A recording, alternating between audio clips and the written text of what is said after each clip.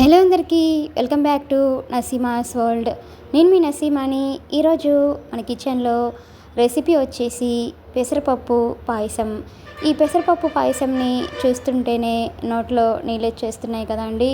మరి ఈ పెసరపప్పు సగ్గుబియ్యం పాయసంని చాలా సింపుల్గా, చాలా టేస్టీగా, చాలా హెల్తీగా ఎలా ప్రిపేర్ చేసుకోవాలనేది ఇప్పుడు మన వీడియోలో చూద్దాం. ముందుగా ఒక బౌల్ని తీసుకోండి. దానిలోకి 1 కప్ వరకు సగ్గుబియ్యంని వేసుకోండి. దీనిలోకి వాటర్ని వేసుకొని దీనిని 2-3 సార్లు శుభ్రంగా వాష్ చేసుకోండి. దీనిలోకి 1-2 చొప్పున వాటర్ని వేసుకొని మూత పెట్టేసి ఈ సగ్గుబియ్యంని కనీసం 1 అవర్ పాటైనా బాగా నానబెట్టండి. ఇప్పుడు ఒక కుక్కర్ని తీసుకోండి. దానిలోకి 1 కప్ వరకు పొట్టు లేని పెసరపప్పును కూడా తీసుకొని దీనిలోకి కూడా వాటర్ని వేసుకొని ఈ పప్పుని శుభ్రంగా వాష్ చేసుకొని దీనిలోకి కూడా 1-2 చొప్పున వాటర్ని వేసుకొని ఈ పప్పుని పావుగంట సేపు నానబెట్టిన తర్వాత కుక్కర్ మూత పెట్టేసి ఇలా పప్పుని 2 విజిల్లు వచ్చేంత వరకు ఉడికించండి. చూడండి, పప్పు అనేది ఇలా చక్కగా ఉడికిపోయిన తర్వాత ఇలా గరిటెతోటి కొంచెం మ్యాష్ చేసినట్లుగా చేయండి. పప్పుని మరీ ఎక్కువగా మెదపకుండా ఇలా లైట్గా మ్యాష్ చేసుకొని దీనిలోకి 1 కప్ వరకు వాటర్ని వేసుకొని ఇలా ఒకసారి బాగా కలిపేసుకొని ఈ పప్పుని పక్కన ఉంచేయండి. ఇప్పుడు మనకి 1 అవర్ తర్వాత సగ్గుబియ్యం అనేవి ఇలా చక్కగా నానిపోయిన తర్వాత వీటిని కూడా వేరొక బౌల్లోకి వేసుకొని బాగా ఉడికించండి. ఇప్పుడు స్టవ్ ఆన్ చేసుకుని ఒక మందపాటి గిన్నెని తీసుకోండి. దానిలోకి 1 లీటర్ వరకు పాలను కూడా వేసుకొని ఈ పాలని మీడియం ఫ్లేమ్లో ఉంచేసి బాగా మరిగించండి. దీనిలోకి కొంచెం వాటర్ని వేసుకొని ఈ పాలనేవి బాగా మరిగించండి. పాలనేవి మనకి మరిగేలోగా మనకి సగ్గుబియ్యం అనేవి ఇలా చక్కగా ఉడికిపోయి ఉంటాయండి. ఈ విధంగా ఉడికించేసుకున్న ఈ సగ్గుబియ్యంని కూడా స్టవ్ ఆఫ్ చేసుకొని పక్కన దించేయండి. ఇప్పుడు వేరొక బౌల్ని తీసుకొని దానిలోకి 1 మీద 1/4 కప్పు వరకు బెల్లం తురుమును వేసుకోండి. మనం తీసుకున్న 1 కప్పు పెసరపప్పుకి 2 కప్పుల కంటే కొంచెం తక్కువగా బెల్లం తురుము అనేది కరెక్ట్గా సరిపోతుందండి. దీనిలోకి 2 కప్పుల వరకు వాటర్ని వేసుకొని ఫ్లేమ్ని హై ఫ్లేమ్లో ఉంచేసి బెల్లంని కరిగేంత వరకు దీన్ని ఇలా బాగా కరిగించండి. ఇలా మీడియం ఫ్లేమ్లో ఉంచేసి చూడండి, బెల్లం అనేది ఇలా కంప్లీట్గా కరిగిపోయిన తర్వాత స్టవ్ ఆఫ్ చేసుకొని దీన్ని పక్కకు దించేయండి. ఇప్పుడు ఇలా కరిగించుకున్న ఈ బెల్లపు వాటర్ని వేరొక బౌల్లోకి ఇలా స్ట్రైన్ చేసుకొని తీసుకోండి.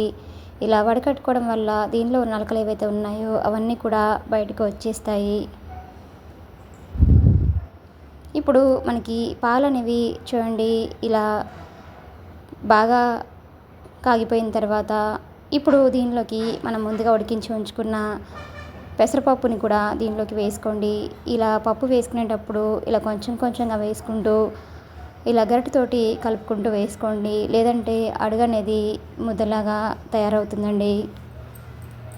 ఈ విధంగా పెసరపప్పు మొత్తాన్ని కూడా వేసుకునేటప్పుడు ఫ్లేమ్ని మీడియం ఫ్లేమ్లో కానివ్వండి, లో ఫ్లేమ్లో ఉంచేసి ఈ విధంగా పెసరపప్పు మొత్తాన్ని కూడా వేసుకొని ముద్దలాగా కట్టకుండా ఈ విధంగా గరిటెతోటి బాగా కలపండి.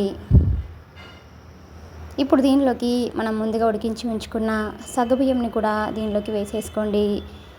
ఇలా సగ్గుబియ్యం కూడా కొంచెం కొంచెంగా వేసుకుంటూ ఇది కూడా వేసుకునేటప్పుడు మనకి అడుగు అనేది ముద్దలాగా ఫామ్ అవుతుందండి.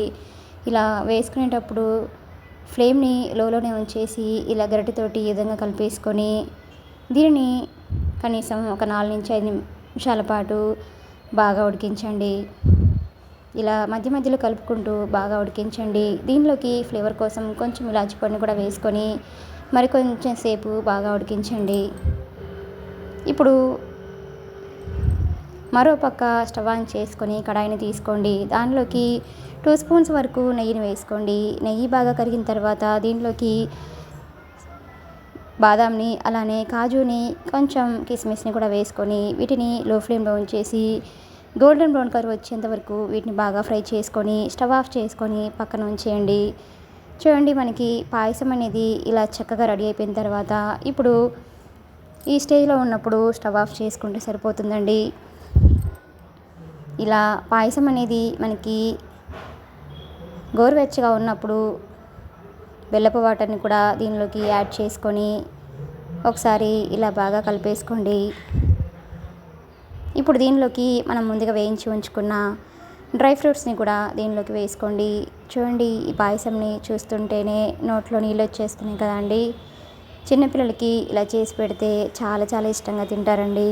అంతేనండి, ఎంతో సింపుల్గా ఎంతో టేస్టీగా ఉండే పెసరపప్పు సగ్గుబియ్యం పాయసం అనేది మనకి రెడీ అయిపోయినట్లే.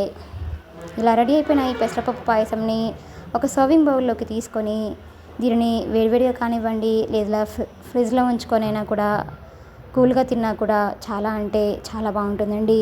ఈ ఎండాకాలం అనేది వంటికి ఈ సగ్గుబియ్యం అనేవి చాలా చలననిస్తుందండి. ఇలా చేసి పెడితే చిన్నపిల్లలైనా కానివ్వండి, పెద్దవాళ్ళైనా కానివ్వండి చాలా చాలా ఇష్టంగా తింటారండి. మీకు కూడా ఈ రెసిపీ కనుక నచ్చినట్లయితే ఒక లైక్ చేయండి. Please subscribe my channel, like, share and comment.